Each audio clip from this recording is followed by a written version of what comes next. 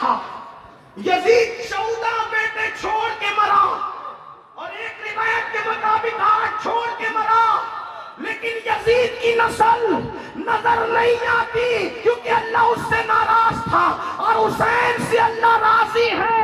ایک بیٹا چھوڑ کر دنیا سے گئے، آج مسلمانوں کا کوئی محلہ نہیں ہے جہاں پہ اولاد حسین موجود۔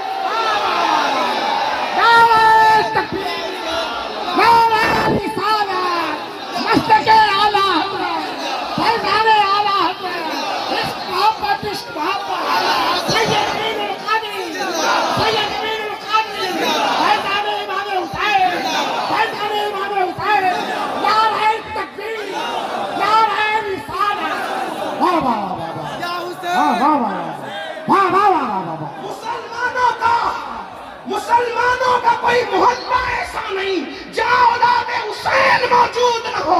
ارے بنگال کے اشتہارات میں بھی یہ سادات بخاری اولاد حسین۔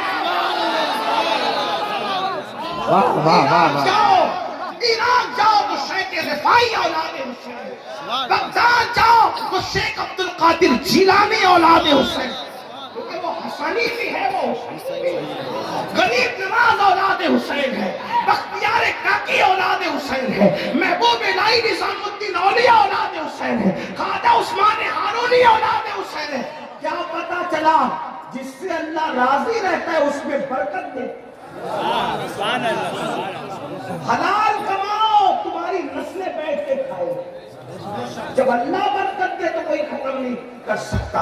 آپ کہتے ہیں نہیں میری روزی پہ کسی نے جادو کر دی، کسی نے جادو کیا ہو یا نہ کیا ہو، ہمارے کرتوت کا جادو اتنا خطرناک ہے، ہمارے گناہوں کا جادو اتنا خطرناک ہے۔ قرآن کہتا ہے وَمَا أَصَابَكُم مِّن مُّصِيبَةٍ فَبِمَا كَسَبَتْ أَيْدِيكُمْ، کہ تم پر جو بھی مصیبت آتی ہے وہ تمہارے گناہوں کی وجہ سے آتی ہے۔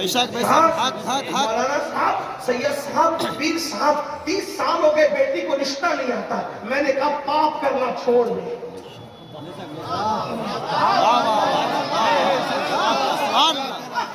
یہ ہنسی کی بات نہیں ہے، اور کام کی بیٹیوں سے کہتا ہوں اگر گھر میں بیٹھی بغیر رشتے کی لڑکوں کی کمی نہیں ہے، گناہ کرنا چھوڑ میری بہن۔ تجھے ایسے گھر کا رشتہ آئے گا نیکی کی برکت سے، تیرا گمان بھی نہیں جائے۔ اب آپ کو لگے گا کہ یہ مولوی لوگ کو بلایا تقریر کے لیے کچھ بھی بولتے جا رہے ہیں، دلیل پیش کرو آپ کو۔ دیکھو اگر نیکی کرو گے تو اتنے اونچے گھرانے کا رشتہ آئے گا تقوی کی وجہ سے، لیکن تقوی اللہ کے لیے ہونا چاہیے، کسی کو دکھانے کے لیے نہیں۔ پتہ چلا اوپر سے تقوی اندر تو خالی ہے۔ حضور علیہ السلام تو بات التقوی ہاں ہونا، تقوی یہاں ہے، گردن میں نہیں ہے جو گردن جھکا کے بیٹھتے ہو، گردن نہ جھکاؤ، دل جھکاؤ۔ ٹوپیاں خوبصورت نہ پہنو، دل کو خوبصورت بناؤ۔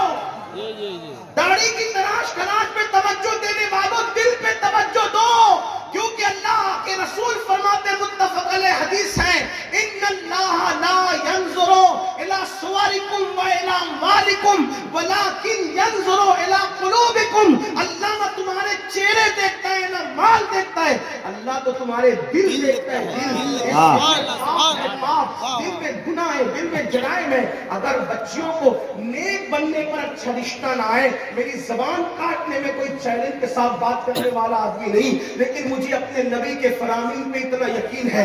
یاد رکھنا جس تقوی سے اللہ مل سکتا ہے اس تقوی سے اچھا شوہر نہیں مل سکتا، جس تقوی پرہیزگاری سے اللہ مل سکتا ہے اس سے اچھی بیوی نہیں مل سکتی۔ جو اللہ تک پہنچا دے وہ بیوی تک نہیں پہنچا سکتا جو اللہ تک پہنچا دے۔ آپ کو بتاؤں دیکھو تقوی کی برکت سے اچھا رشتہ کیسے ہے۔ میں کوئی وظیفے کا مخالف نہیں ہوں، میں خود سلسلے سے وابستہ ہوں، الحمدللہ میں قادری برکاتی ہوں، الحمدللہ رب العالمین۔ میں امام اہل سنت کا غلام ہوں، الحمدللہ سبحان اللہ۔ ہمارا رشتہ ہے جس خانقاہ قادریہ برکاتیہ سے میرے امام کا رشتہ ہے، محبت ہے، ہم وہاں کی غلامی کرتے ہیں الحمدللہ۔ ہاں لیکن ایک بات آپ سے کہوں، دیکھیے ہمارے بزرگوں نے جو بات کہی ہے اسی کو توجہ۔ امام اہل سنت فرماتے ہیں الوظیفۃ الکریمہ میں کہ فقیر اکثر وظیفے میں وہی دعائیں رکھتا ہے جو حدیث میں ہے۔ لوگ امام احمد رضا کو کہتے ہیں بدعتی تھے. میں نے کہا وہ جتنا سنت کے عامل تھے اس صدی میں کسی بدعتی فرقے کے اندر ایسا عالم اور عامل تو دور کی بات ہے, ان کی جوتیوں کی نوک کی جو گرد ہے نا اس کے برابر بھی آپ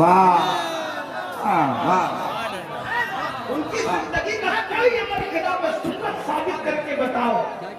یہ اور بات ہے کہ ہم نے امام احمد رضا کے متعلق یہ باتیں تو لوگوں کو بتائی کہ وہ دونوں ہاتھ سے لکھتے تھے. یہ تو ذمہ دار وہ ہیں جو بیان کر چکے, لیکن مجھے تو امام احمد رضا کی زندگی میں یہ نظر آتا ہے کہ وہ آخری دن, اپنی زندگی کے آخری دنوں کے اندر دو لوگوں کے ہاتھ پر, دو لوگوں کے کندھوں پر اپنے ہاتھ رکھ کر اپنے پیروں کو زمین سے گھسیٹتے ہوئے نماز باجماعت کے لیے مسجد میں جا رہے ہیں.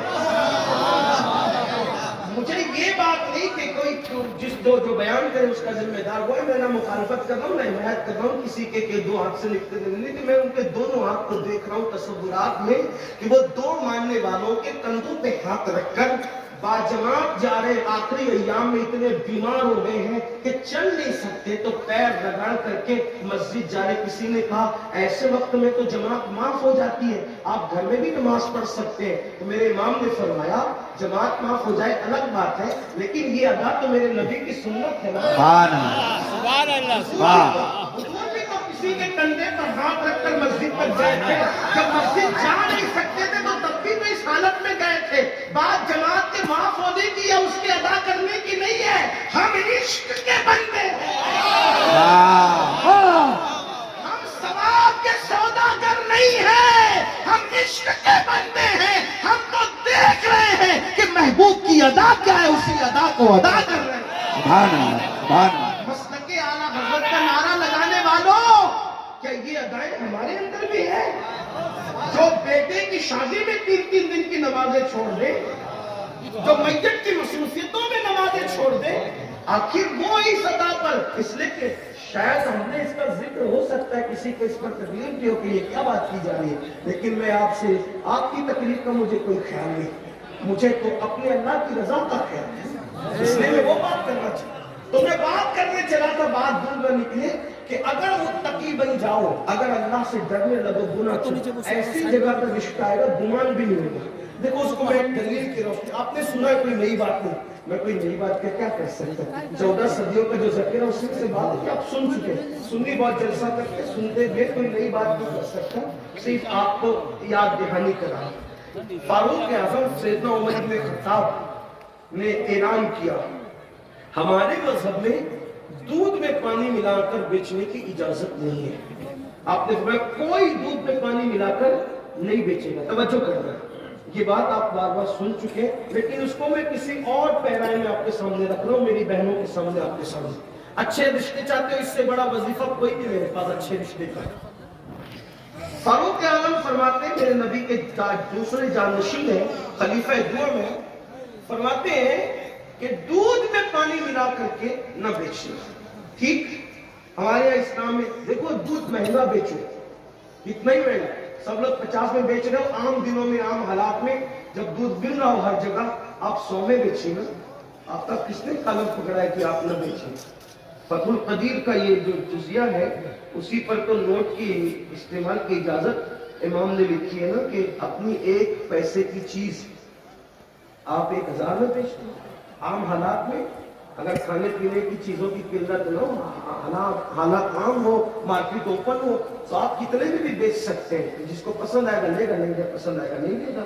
50 روپے لیٹر بیچ رہا, آپ پیور بیچے, 100 میں بیچے, جس کو پسند. اب یہ ایک بات یاد رکھنا, آج بھی فیور کے خریدار لوگ ہیں, لوکل مال بہت سارے لوگ پسند نہیں کرتے. اور ایک بات آپ سے کہتا ہوں, اللہ کو راضی کرنے کے لیے پیور مال بیچو گے, کوئی خریدنے آئے نہ آئے, اللہ فرشتوں کو بھی انسان بنا کے بھیج دے. وہ رزاق ہے. باتوں کو آپ کسی مجذوب کی بڑھ کہہ سکتے ہیں, کسی دیوانے کی آواز کہہ سکتے ہیں, لیکن عمل کر کے دیکھنا سچی بات ہے. تو عرض کیا کر رہا تھا, فاروق اعظم نے فرمایا پانی ملا کے نہ بیچنا. اب تو دودھ میں پانی ملا کے نہیں بیچا جاتا, اب تو پانی میں دودھ ملا کے بیچا جاتا ہے. ہاں چیک کریں, بلکہ اب تو دودھ بھی نہیں ہے, لوگ پتہ نہیں کیسے کیسے کیمیکل کے اندر جب وہ پانی ملا کر کے اس کو چائے بنا کر کے بیچتے. اب تو ریلوے اسٹیشن کی چائے پینے کی ہمت بھی نہیں ہوتی, پتہ نہیں دودھ ملا ہوا کہ کیا ملا ہوا، خدا جانے کیا ملا ہوا. یہ حالات ہے. لا الہ الا اللہ. اسلام کا نظام کتنا خوبصورت. وقت کا امیر المومنین کہتے ہیں دودھ میں پانی ملا کے نہ بیچنا. اچھا پھر اس کے بعد کہہ کے سو نہیں جاتے. آج لوگ اس لیے کرپشن کا شکار ہے کہ جو لوگ قانون پاس کرتے ہیں کرپشن کے خلاف وہی کرپشن کے اندر گرفتار ہے.